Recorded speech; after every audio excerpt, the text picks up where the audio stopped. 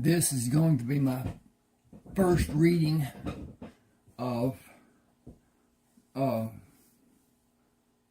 Bartleaux. Got a little difficulty with it and whatever it is now. But anyway, please subscribe to my channel. I know that there are ads on here. Skip over them. Go and get you something while they're playing or whatever. And I will get a few cents from each of those ads being viewed, even though you're not watching them, as long as they go through and they terminate, whatever. That gives me a little bit. Please subscribe to this channel, and I have some offers to members that can come, and I'll have more readings and more possibly free books. At any rate, this is going to start Jon Bartleaux. Birth, the constant continuation of life. It brings such a wonderful, miraculous event and joy-filled occasion. My emergence into this world was not such a celebrated event. The usual shock against the newborn's body from temperature change and subsequent voluntary gulping of oxygen to fill infantile lungs did not happen. I did not scream a protest or flail my limbs. I remained limp, without body functions. I was not considered to be among the living. From habit rather than need, Dr. Andrew Halbron clamped off my umbilical cord and removed my attachment to my mother. Chance is all we are guaranteed in this sojourn we call living, and chance had all but stopped the life-sustaining blood flow to my body. Animals lay eggs, and through incubation the miracle of birth occurs. Eggs, or a single egg, are carried inside a natal sac in some animals, and the miracle of birth occurs. The newborn is mostly silent during the process, and afterward declares to the world how upsetting being taken from the secure confinement of the womb is. With pitiful protest shouted as vigorously as our newborn lungs will allow. The same life support cord leading from my mother to my body became my greatest enemy. It was tangled around my neck and decreased the blood flow to my body as I moved down the birth canal. My heart refused to beat as it would normally do during the birthing process, and the breathing reflex was not achieved by the sudden shock to my system. My death relieved the responsibility of persons who would be burdened by a newborn in constant need of care without a mother. It was to be a major disappointment for some people, although welcomed by others. There were no bounds formed for me. Sorry about that. There were no bonds formed for me, only fantastic expectations of future developments. My death was not as startling or unacceptable for the people waiting downstairs as my mother's hemorrhaging during my birth would be, which is misunderstood and difficult to accept. People generally believe it cannot happen with a physician in attendance to prevent it. The medical professions are fully aware that internal bleeding is often not detected until time for deterrence and needed action is a thing of the past. Such is the case for my mother. A few minutes after my limp form was released from the secure confinement of her body, she ceased to live. I got to change pages here. My mother's young friend, My mother's young friend, Clarissa, was assisting Dr. Halbron in the upstairs room of the brothel, where my extraction and demise both occurred. After Dr. Halbron assessed my living conditions as terminated, Clarissa asked what he would do to start my bodily functions. When he conveyed his opinion that I was forever deceased, she interceded. What will start his heart beating? Dr. Halbron shook his head. He is lifeless and will remain so. I don't know how long the blood has been shut off from his body. It may have occurred during the delivery, or it may have been some time before the delivery began.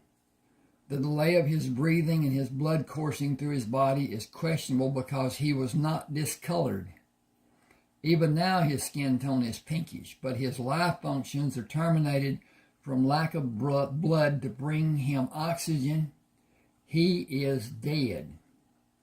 Clarissa spoke in a tone that chilled the good doctor. He is still pink, as he should be at this point in his existence. Dr. Holloman was frustrated with her insistence. He has no existence. Clarissa ignored him. Do anything that needs to be done and start his life functions now. His father is downstairs in that group of men. No one knows who the real father is, and all will claim him in secret, inside the confines of this house. They are gathered here and waiting for their child. You see those men. They are the strongest leaders in this city and the most powerful men in this state. I will take their son to them in a short time. Bring him back. Start his life again now if you care anything about your own life. To walk out on the balcony and say both mother and child are dead is not going to be my lot in this life. I will not be treated as badly as you, but I would not bet a plug nickel on either of us seeing another sunrise unless I have a living, breathing son for them to see and celebrate his living for them and for his mother. Dr. Halpern wrung his hands. I don't know what to do. I don't know if his heart will even respond. He needs electrical stimulus to make it active. Do it. He protested. I don't have anything to cause a shock to it, and I don't know if it even work should something be rigged to cause the shock that his heart needs and how it should be regulated. He is only a tiny baby. A standard electrical charge will burn flesh. A standard electrical charge will burn flesh. I have no way to help him or myself. Excuse me just a second. I'm affected by pollen and crap. Clarissa pulled the chain to switch off the electricity to the hanging light socket. There is not time to stand here and argue about whether it will not work. Something must be done. We will do it and take the chance it will work. The small table lamp dimly lit the room when Clarissa pulled the electrical cord from the plug-in that screwed into the socket hanging from the ceiling and held the overhead light bulb. This was an old, I'm talking now. This was an old apparatus that had a switch that was on a chain. You could put a light bulb in it and then screw it into the light bulb holder that was normal, and then be able to turn the light off and on using that chain. The wall switch had to be on. Then when the chain was pulled, the light came on. When the chain was pulled, the light went off. It was an apparatus that was in our houses when I was young. That was a long, long time ago. At any rate, let's go back here, and here we go. The small table lamp dimly lit the room when Clarissa pulled the electrical cord from the plug-in that screwed into the socket hanging from the ceiling and held the overhead light bulb. She cut off the end with a knife, split the cut end down the middle, and pulled the ends apart farther before burying the wires. She pushed the two prongs opposite the split end into the parallel electrical slots. Taped the wire over his heart on his chest and over his heart on his back. I will hold them with my hands and slow the current. Turn the light off, and I will pull the chain to allow the use of the switch on the wall to turn the electricity on and off and shock him. Do it fast for both him and for me. He taped the bare wires into place and moved to the light switch on the wall. This is going to knock hell out of both of you and him. Both you and him. She checked the connection of the metal prongs. Excuse me, I'm backing up. She checked the connection of the metal prong she previously inserted in the plug-in on the light socket and pulled me up to place the palm of her hand under my body and laid me back on the bed. Placing her hand over the tape on her opposite hand, should be, she pushed firmly against my body. Use the palm of your hand on the switch instead of your fingers. Up and down. Turn it off, on, and turn it off fast. And it will not do more than burn us a little. Do it. The electrical current struck both of them and dissipated when he switched the light off. I breathed in my first fresh air and screamed as loud as I possibly could. Clarissa pulled the tape away from my chest and rolled me over to pull the tape from my back. She pulled the metal prongs from the light socket plug-in. Turn the light back on and give us some ointment for our burns. Dr. Halburn looked at my chest and turned me face down on the bed. Turning me to lay on my back, he said, he doesn't have a burn on his front side or his back side. Amazing. You don't have any burns either. You must have held so tight the current came on and the ends did not move until the slightest bit, even the slightest bit. Hang on with me just a second here. I got to check on something. Okay, we're doing good. And it is 4:30. Okay. All right.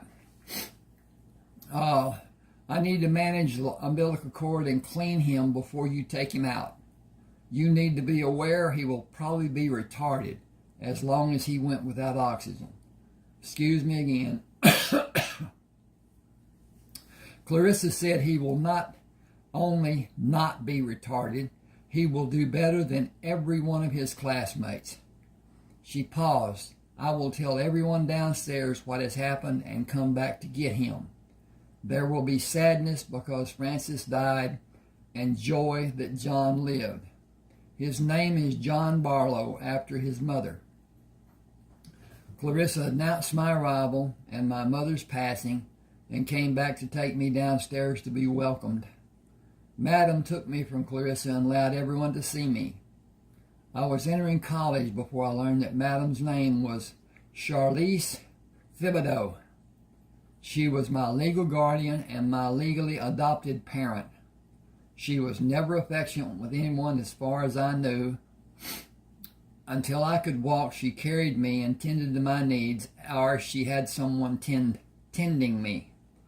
If I was not in the playpen, the center of the great room, or sleeping in my crib in the upstairs corner bedroom, I was never alone.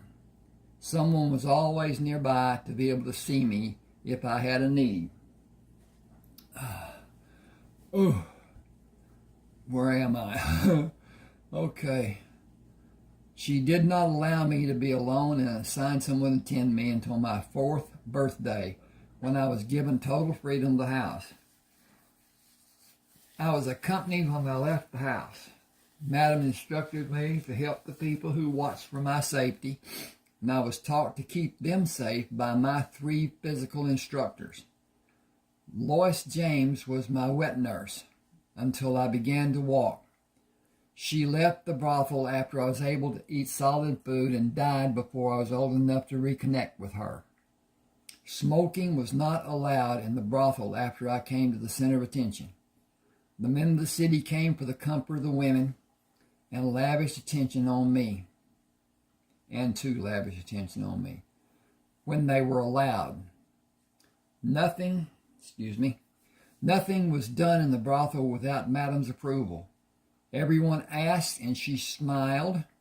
She either smiled or frowned or kept silent, never speaking to give permission or deny it. Never. Nobody was ever nonchalant or cavalier with the madam. Her smile was an lustrous approval. Her frown was an undesired condemnation. Her laughter was not permission for anyone to join her in her merriment. She was apart from the others who came to the brothel and the women who lived there, except with me.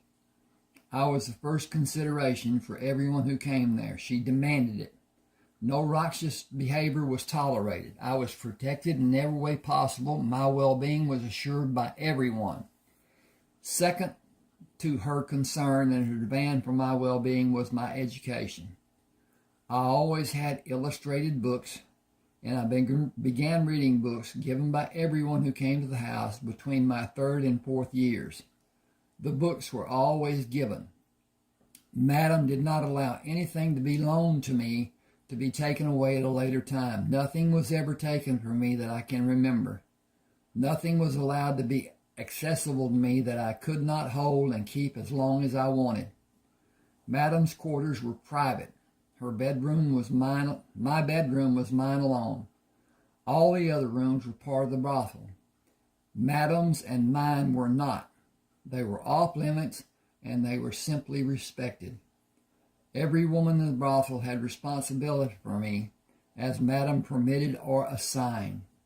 Doors were never locked, and I was permitted complete freedom except when someone was sleeping or if the door was closed. Even during the intimate times when the business of the brothel occurred, the doors were never locked. I did not open a closed door or ask permission to enter. Madam never disciplined me. She did not need to. I knew from an early age to seek her approving smile. That chill that prevailed the house when she was distraught was palpable. I did all I could to please her, as everyone did.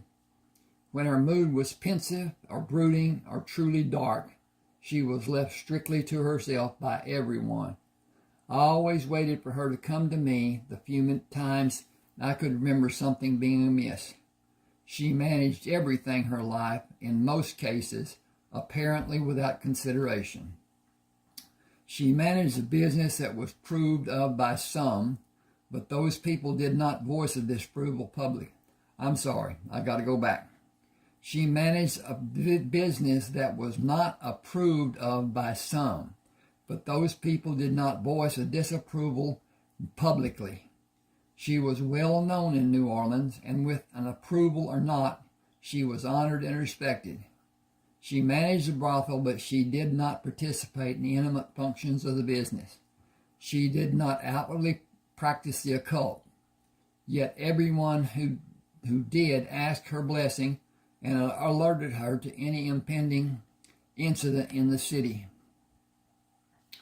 I was educated by everyone who the madam allowed, which included several people who practiced. I came to believe those that did practice were afraid of her. I was never told why. It was simply not a matter for discussion. Everything else was openly mine to be acknowledged and answered when I asked. Segregation was strict during my childhood days, but people of all walks of life came to her small office on the porch of the house. They would knock and wait for her to come outside for their meeting. Money often changed hands, and I knew she kept money in the office. But as with every other door, the office was never locked. There was never a problem. It was not allowed, and she owned the property in the 6-block area in every direction around the brothel, and her tenants made certain there was never a problem. My life and my security was enhanced by Madam's protection of me and those people who were with me, and by the prominent people who were known by her. I believe I could not have been held accountable for anything I did short of a major crime. I never tested that theory, out of respect for everyone who favored me. The men who came to the brothel were always known to be strictly ignored by the neighbors. In my younger life, I believed that there were other reasons the privacy of the patrons were held so strictly. As my knowledge of the practice grew, I came to know there were other reasons. Many of the men who came to the house practiced and gave support to those who were known to be strong in the practice. Judicious silence was rewarded with good health, and at times actual help in some form when it was needed. Everyone concerned remained happy and healthy. I knew Madam was happy when she sang to me. Everyone knew when she was not happy. It was a rare occurrence when she was not. My attending public school began with a thud.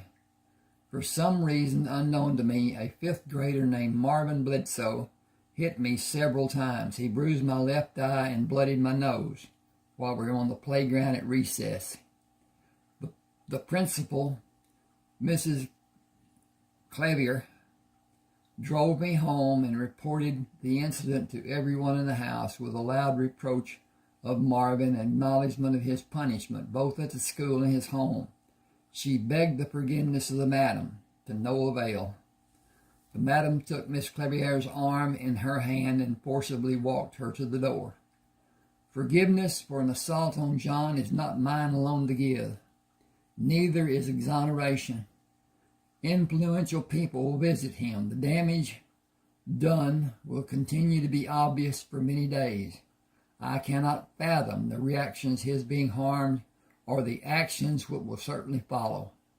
There will be a large degree of both, I'm sure. I will tell of your kindness after the act was undertaken, but his safety will come under scrutiny, and I cannot begin to predict the repercussions. I am certain there will be many which I am unable to prevent. John is not allowed to fight. That does not mean he is not able to fight or preclude his being safe from anything like this happening again. You will need to explain why Marvin Bledsoe was on the playground with children much younger than he is. I will not demand an explanation from you now, as I cannot fathom an answer which I would be able to accept as reasonable. Miss Clavier said, I cannot either. Madam simply turned her to study her face, and turning her away, continued to the door. Our family physician will be called to examine John's injury. I will do nothing more than that, including attempting to hide John's injuries. I suggest you prepare for how others will react. I cannot imagine a way you will ever be able to do that to anyone's satisfaction, particularly your own. Thank you for doing what you were able to do. I am sure you will not have a reason to come here again. Miss Clavier put her hand over her mouth. This is not going to go well for me, is it? As I observed on so many occasions, Madam's expression did not change, and she did not answer. When the chief of police came to the house, he took my shoulders in his hands and looked down at me. Who did this? Madam said, an older boy at John's school. He did not again, excuse me. This is down on the page, I can hardly see it. He did not speak again before he left. When he returned, the men in the house went outside to meet him. I either do not remember what was said or I did not learn. I remember Madam was told I would never have another incident anywhere in the city. I cannot remember ever seeing Marvin Bledsoe again. The kids in the school avoided me after that happened, except Tish Alderson. She sat next to me and always had a small glass cylinder containing cinnamon toothpicks that we shared. We were friends until she moved away after we completed the 6th grade in elementary school. My life was never like my friends' lives. They had a father and a mother and brothers and sisters. I had 26 mothers and a city full of fathers. With no clue what a life of complicated siblings' relationships held, I think I was blessed, as my friends told me about the complications they encountered and mostly wished to escape. That was 2 sentences I read as one. I had a wealth of knowledge imparted by surrogate parents. Nothing I asked about was withheld. The infantile explanations talked about by my classmates during my formal years were quickly swept away. I did not offer those jewels of wisdom to the naive children who often spouted some garbage their parents had imparted to placate and dispel the questioning of an interested child or to clarify what an older child had given as an explanation. Until I was in college, I believe Madam often commented about opinions being neither slow nor fast, but mostly half-fast. I took her words to be exact without seeing the humor. One day, while I was deeply engrossed in studying the library, I had an epiphany. My laughter was judged to be inappropriate for the surroundings. My sources were opinions and the knowledge of a broad spectrum of diverse people and the Encyclopedia Britannica, volumes so large I could not open and hold them. An adult read to me from them until I was in the 4th grade. Madam did not allow morals or dictation of society to lead my education to falsehoods of convenience. No subject was ever avoided or delayed until I was deemed old enough to understand. The male and female anatomies never hidden from me, as I was expected to models both female. I was exposed to models with female and male every day. An embarrassing occurrence never happened. My questions were addressed with honesty and clarity, and with the enlarged volumes in Encyclopedia Britannica. I assumed everyone had access to a set until Tish told me they were expensive and mine was the only set she was aware of. For my 5th birthday, 3 of my presents were named Eric Fraser, Walter Hancock, and Latrell Whitaker. They were assigned the daunting task of instructing and empowering my physical education in the small gymnasium built for the occasion behind the house. My favorite pieces of equipment were the many ropes hanging from the steel beams supporting the roof. Tarzan was the hero of every child in my younger days. Edgar Rice Burroughs described him swinging through the jungle using vines anchored to trees. I swung through the gym imitating Tarzan. My favorite quote from him made me consider how much truth in what he said. Imagination is but another name for superintelligence. I often repeated it and drew strength from it when I was in need of inspiration. On separate days, twice each week, Eric, Walt, and Latrell came to coach my physical activity and drill me on any subject they deemed might be useful in my life. It all seemed to be random until I was old enough to see how they constructed every facet of my education. Science interested Walt. Eric was the philosopher. Latrell was great at doing any form of math and challenged me to answer without the use of paper, to draw the problems out visually. He would snap at me if I answered too slowly. After I was able to run, one of them barked at me like a veteran drill sergeant during the first 6 days of the week. Sunday was the exception. Still, I played in the gym on Sundays. Eric was my strength coach. Walter tutored me in gymnastics, and Latrell had responsibility for any sport he elected to prepare me to participate in. He introduced and drilled me in every aspect of all formal sports. I did not enjoy competitive soccer, as I did not relish kicking another person or being kicked and often being run into. Kicking the football with accuracy was more enjoyable, and I was proficient at both punting and place kicking, which allowed me to excel in performing in the football field in college. He became my swimming instructor when the pool was built for my 6th birthday, and he was my instructor in hand-to-hand combat after my 7th birthday. I neglected to tell Madam, got to get my tongue straight here. I neglected to tell that Madam took every opportunity which developed to tell me more about my mother, and birthdays always began with her reciting something from the past to draw my attention to asking for more information about my mother. My mother must have truly loved the man who was my father to even the most bizarre and far-fetched extreme as might have been possible for her. Doctors warned her of her condition, preventing her carrying a baby to full term, and the dangers she was subjected to if she did not abort her pregnancy. For reasons even Madam could not explain, she chose to keep me. Excuse me a second. Gotta see what time it is. Okay, 30 minutes.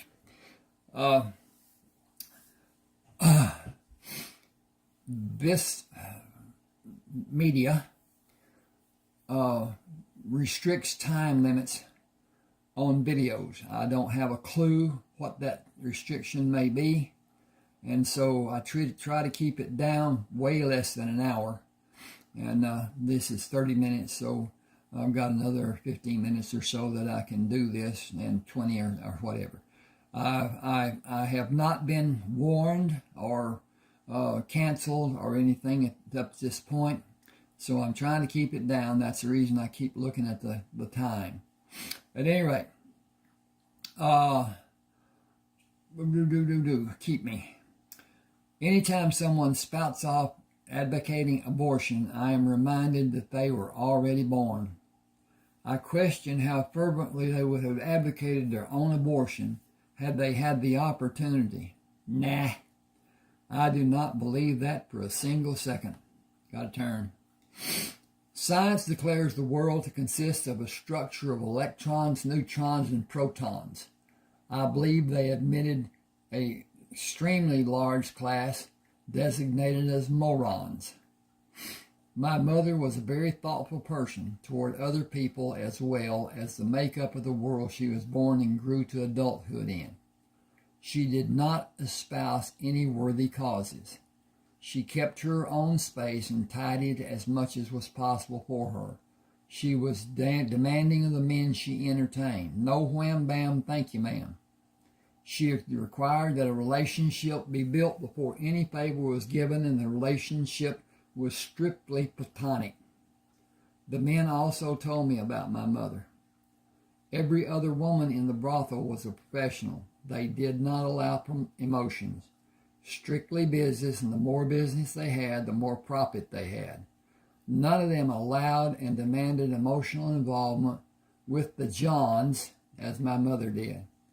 She was the favorite of the regulars for the same reason. Most of the men waited hours for her, enjoyed games to pass the time until their attention was drawn away by my mother. They called her the seductress. They made an attempt to refer to me as the son of Francis. Madam frowned and said Johnny is his name in my house. I believe she was being respectful mother, but also of Lois. The men were not allowed to give me money except at celebrations, and Madam picked me up to help me drop it in a large brown piggy bank after I enjoyed having it a few hours. Gratuities for any act I performed were mine to keep, but as soon as I left it out to be seen by others, Madam deposited it in the piggy bank. It was safe inside the house, as there was never a theft. I believe she attempted to teach me to be careful with my possessions. They were very successful lessons, if that was her intent, for they served me well in my later life. I began swimming in the public swimming pool and visited homes that had pools. While visiting one day at a very wealthy family's house, I heard the word bastard for the first time. A young girl very innocently asked me if I was a bastard. I told her I did not know what the word meant, to which she told me she did not either. She overheard her mother say I was a bastard. We played in the pool the whole afternoon without seeing her mother. The trail was my sounding board for any noxious, pernicious, unpleasant, and injurious phrases. He explained the word bastard to me to be the absence of a parent. I was young and naive and took his explanation at face value without question. I referenced the encyclopedia to learn what the word meaning truly was and the connotation of the word as it applied to me. I was very happy to be alive, and it was not a concern for me. I never felt it was harmful to me, so it was never a problem. Several of the men wanted to be my legal father and adopt me, but Madam merely smiled. She asserted she would keep the legal control of my life until she died, and I would forever have the Bartleaux name. I did not change the name of my business for that reason. During my 13th birthday party on May the 8th of 1923, I was blindfolded and taken outside to see a new Oldsmobile parked on the street. Madam took the blindfold off and said, "Happy birthday." I said, "Thank you all. Are we going for a ride in this new car?" She smiled. "It is your birthday present from all of us, but you will not be able to drive it outside of the neighborhood." The driving permit I was given in June stipulated a licensed driver was to be seated as a front seat passenger until I was 17 and received a valid driver's license. I was not allowed to ask someone to ride with me. Madam instructed Eric, Walt, and Luttrell to remember their duties. They never questioned her reasoning. I did not either, and happily drove around the neighborhood without an incident or having anyone ride with me. I did as I was accustomed and learned through the trial and error, being careful to avert an accident by slow movements and quick lessons. My business ventures before my 14th birthday. My business ventures began before my 14th birthday. I had been visiting the docks with my friend Brian Castro in his car since spring arrived in New Orleans. We would park and move through the workers on the docks. Brian's father held the office of local secretary for the Longshoremen's Union.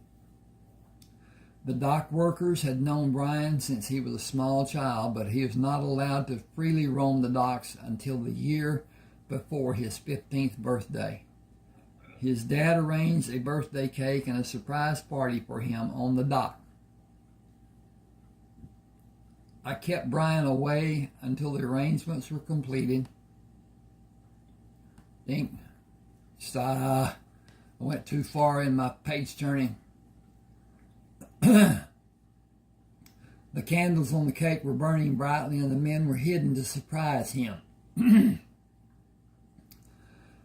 I had Mr. Castro's attention from my birth on a weekly schedule. I am sure Brian did not know about his father's nighttime visits, or if he did, he kept it to himself. I never knew if Brian had a mother. He never spoke of one, and I was never invited to his home. I am also positive Madam would have frowned if I had asked to go there, as she did so many times when I asked about visits until I ceased asking. When I casually mentioned the many times it happened to Luttrell, he said, "Nobody needs to hit you with a brick. You are a quick study, and if you take a lesson from your experiences to make sounder decisions, life will not be able to bang you around as much as some of us have been treated." I was not able to use the advice Luttrell gave me on my first business venture to avert a near disaster. I talked to the purser of a ship about buying bananas and arranged to buy all the bananas he held in two of the holds of the ship by giving him cash for each load as I was able to move it. The ship had been delayed and the bananas in the brink of becoming rotten. I arranged to rent 3 horse-drawn wagons to load with bananas to sell to the shop owners in the 3 downtown markets and the 2 on the other side of town. Noah Triscott took the 3 wagon loads with bananas and disappeared. I went to the first stop where he was supposed to deliver one of the 3 loads of bananas and informed that he had not made the deliveries. I ran home to tell Madam. She made an appointment and put me in a taxi and instructed the driver to take me to Quentin Tufteller at his law office. After I told him what Noah Triscott did, he sent me out of the office. I heard him use the telephone over and over. After I went back in the office, he summoned Jackson Coltrane. Take John with you to the pier and wait for Noah Triscott to bring the empty wagons and continue loading the bananas from the ship. It will be late this afternoon before the bananas are distributed properly. Take John to his home after the last wagon is loaded. Noah Triscott will bring the last of the profits to John and receive the money he had bargained for initially. No harm is to come to Noah. He will be paid by John in the future. Excuse me. He will be paid by John in the future for his services. Boy. Dry. After the success John had today, he will need Noah's services. Noah will be loyal to John and completely trustworthy. He has been chastised, instructed, and educated. He will be an asset for both of you in the future. I think Mr. Tufteller, didn't see that A, excuse me. Let me get a drink. Just give me a minute here. I think that may help me immensely.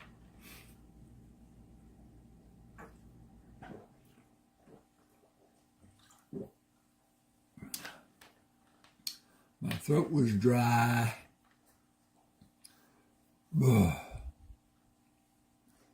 I think Mr. Tufteller left with Jackson Coltrane. Mr. Tufteller was very stern. I have never seen that side of him before. Jackson looked straight ahead. He was mad clear to the bone. Noah will get his money from you and help you in every way you desire at any time as long as you desire. He is lucky to still be living. He was only trying to get more money from you. If he had actually stolen from you, he would have just disappeared and never been seen or talked about ever again. He did not try to hide, so he is still alive. He can count his lucky stars by Miss Clarissa wanted more from him, but because Miss Clarissa wanted more from him. But Mr. Quentin asked her to allow him to handle Noah. Noah is one lucky fool. You won't have any more problems dealing with him. I remained silent until we arrived at the pier, but I wonder why Miss Clarissa was involved. Jackson stayed with me through the afternoon, collected the money from Noah, and paid for the loads of wagons as they were brought from the ship and loaded into the wagons. It was growing dark when Jackson drove me to the brothel. He tied the horse and came inside to talk to Madam, and later went upstairs with Madeline.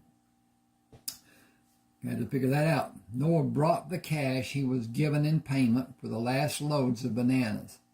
He carried in a bulging brown paper shopping bag, with one hand under the bottom of the bag and the other keeping the bills from blowing out of the open top of the bag. I took the bag to the table in the kitchen and dumped it out in a manner that did not allow us to move off the top of the table. Did not allow it to move. Noah and I counted the bills, placing them order stacks in both ends of the table, and wrote our count on the paper beside the stacks. We switched ends and counted what the other had previously counted. It took more than an hour to make an accurate count of the money. I had more than 8 times as much money as had that morning after I paid Noah. Jackson came the next morning and joined me for breakfast. We will take your money to Iberian Bank to deposit it. When you buy from the ships again, you will write a check for the complete load and date the check for the following day. The bank will guarantee your check, and you will have a letter of credit for the men from the ships to see. You will give checks for every phase of your ventures and pay the required taxes. New Orleans people are talking about your enterprise with bananas. When you make more ventures and add more money to your account, it will be a matter of public record. You must protect yourself from violating federal laws. Mr. Quentin's firm will prepare tax forms for you until you're 18. You can hire another firm when you're 18 or continue with Mr. Quentin's firm, paying an annual fee as a legal retainer of the firm. I recommend that you retain the firm.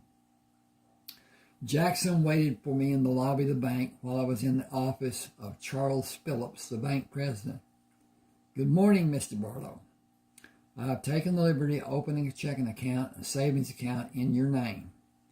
All that is needed is your signature on the account cards and the letter of credit. I advise you to deposit a major amount of your capital in the savings, as it will accrue interest. I had a form prepared for your signature giving me authority to take capital from your accounts as may be needed. Balances will be constant as the law states in this procedure. I will only act on your behalf, and all the assets will continue in your accounts." Okay, I back up here. I was able to act in this manner under the laws of the state of Louisiana, supervised by the Tefteller Law Firm, until your 18th birthday. You will be required to act for yourself after that day. I trust this arrangement is to your liking. I was both surprised and happy. It is more than I expected, and is very much to my liking. Thank you. He smiled for the first time. It is my pleasure to see you doing so well. Just a minute, please. Yep. Okay. To see you doing so well. You have established yourself as a valued individual with the men who run the ships. The fact that you have ready cash is a fortunate circumstance for both you and them. They know you are able to buy from them when they bring loads of food from Mexico and Cuba and South American countries. They usually wait for locals to purchase small amounts to sell in return for more when the first purchase is sold and the needed money to buy more is in hand. You offer the whole of the ship's available load to be purchased and payment to be done in a single act. It will rejuvenate the process of the past. It will benefit everyone involved, particularly the people who purchased for their own consumption. The vendors will be able to charge less because they will have a knowledge of the amount that will be available to them, instead of making small purchases and the small sales they have been forced to implement in the past. Your involvement is beneficial to everyone. Continue as you have begun, and you will be quite wealthy by your 18th birthday. I looked up from signing the cards. "Wealthy?" He smiled. "Beyond your wildest dreams. I have dreamed a lot, and you will have it and so much more. We will both do well because we will both help each other and many other people. Your business will grow as you grow. Your business will enhance others' lives and enhance their livelihood. This establishment will guide your progression and guard your business and your safety. Go solely, and I will monitor your dealings. My men are watching to aid you if it is needed. I believe it is common knowledge that my men have your best interest protected." I'm going to stop now. Please subscribe to my channel. Hit that like button, and I will have a second part done in a few minutes. Thanks for being with me. Hope you enjoyed.